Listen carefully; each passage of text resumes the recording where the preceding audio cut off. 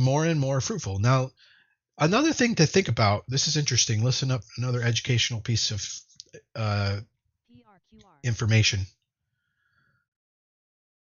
If you go in for whatever size and you're taking partials, and then it comes back and then you get out. Let's say it comes back to break even. That's the easiest math we could do.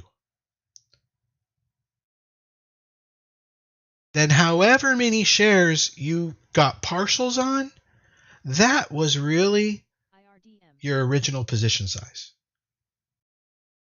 Does that click for anybody? Does that change how you view things? In other words, you get in for this bundle of shares, but you don't expect all of them to work out. But so long as some of them work out and you protect the rest of them, then you got in for the amount that worked out, and the other ones were just sort of backup plan. You see what I'm saying? That doesn't mean, now don't do this, now that doesn't mean you should go and get 10 times as many shares as you as you should, and then start taking partials, and then if it comes back to break even, get out. But that is not a bad plan.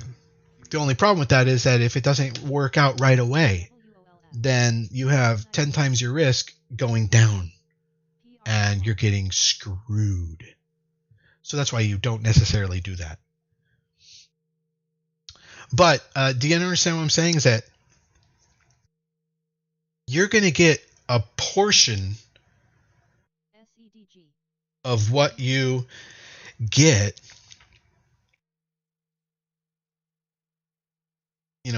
resulting in a profitable trade. And the rest, if it doesn't work out, that's fine. What did work out was the part that worked out. Now, your trading software or your tracking software will say, because the rest of those shares came back down to break even, that you only made the average of the two, based on weighted by the different sizes. But that's not true. That's inaccurate. If you get out at break even, or even better, on the rest of your shares, then you actually made what you made on the shares that you took partials on and got all profits on. The other part was just hopeful capital just sitting there just in case. Does that make sense, everybody?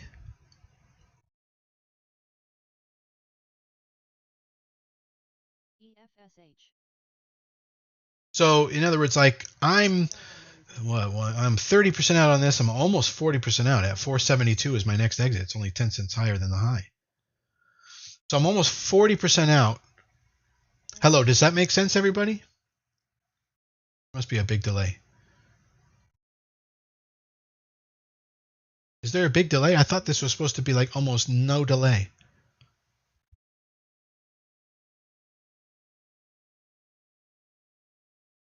So even though I'm like 40% out, I'm 100% at profit on the shares that I'm out. You know what I'm saying?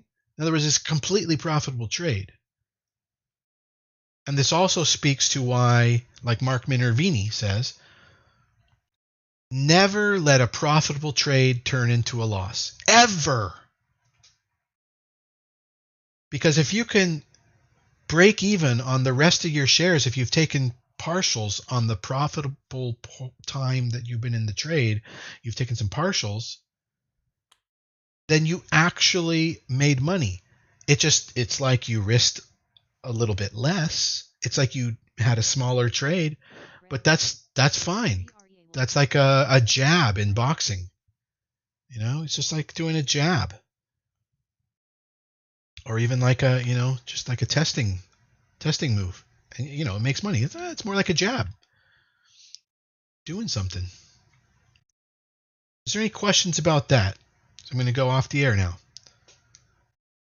So if you have any questions about this concept of that, your trade is profitable as long as you're taking partials. So, Randy, maybe you should divide your order up into 20 parts so you can get more granularity. You should definitely get granularity.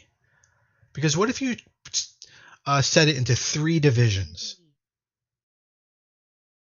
Then you don't have as much control, you understand? Like, think of it this way. Here's an interesting thing. What if you set up 30 exits? You divided your exits into 30 parts, right?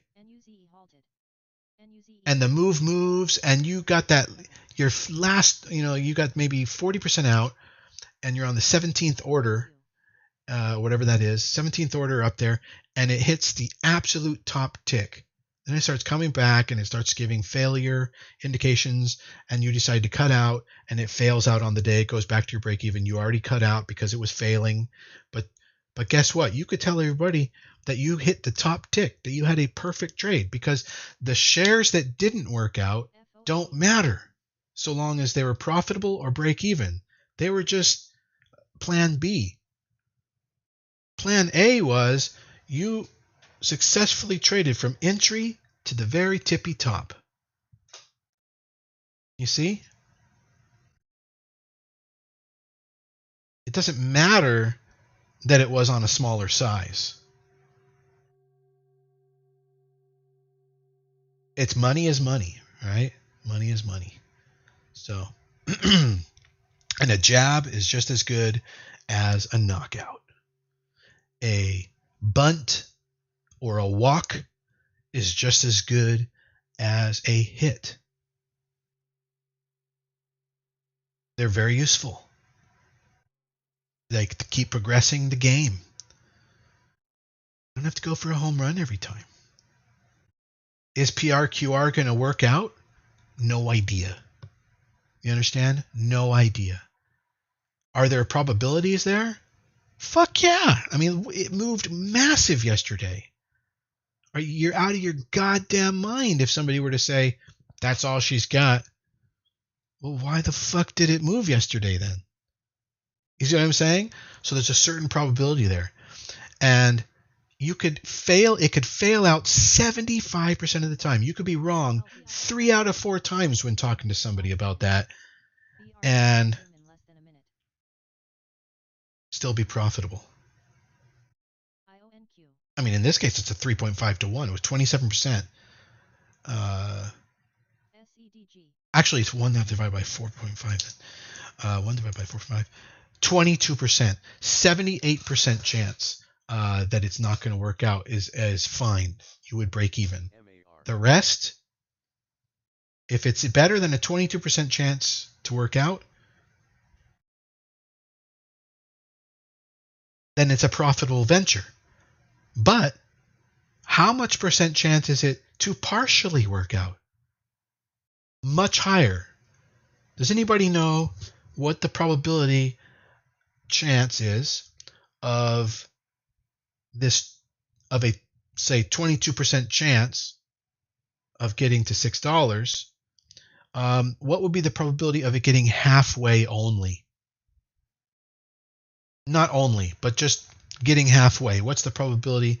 Well, I should say, if it's 22% chance to get to $6, what is the percent chance of it getting halfway there? It's double, 44%. Now, that's not the best risk reward though. That's 1.75 to 1, not 3.5 to 1. So that's a 44% chance of 1.75 to 1. So there's different probabilities at play there. But the fact remains that I took out 30% already. And if that's the end of the trade, I mean, look at it. It's pulling back now for the first time. And that's the end of the trade. I got 30%. That's fine.